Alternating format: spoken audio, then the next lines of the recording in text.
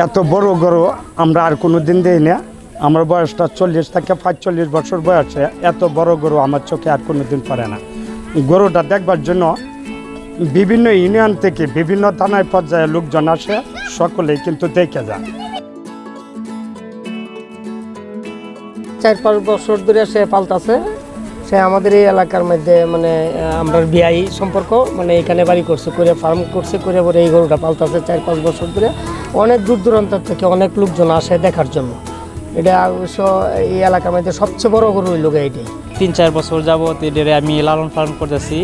এদের খাবার দাবার যেবেলা যে সময় লাগে এবং টাইম যেবেলা কিদা লাগে টাইম ছাড়াও দিই এবং এও করি আর কি। খাবার দাবার গোসল যে সময় যেটার প্রয়োজন এটা আর কি আমরা করি।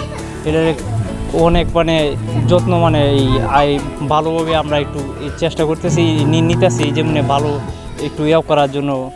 40% বেশি গ্লো, বিশ্বের 1 নম্বর গ্লো ক্রিম, নতুন গ্লো এন্ড লাভলি।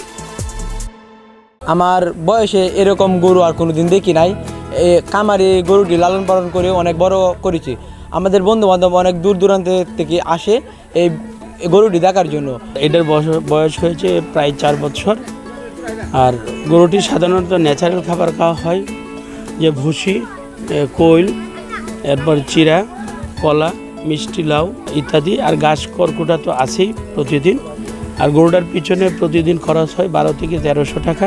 সারা দেশে নেই কিশোরগঞ্জ একটি প্রাণী সম্পদে ভরপুর একটি জেলা।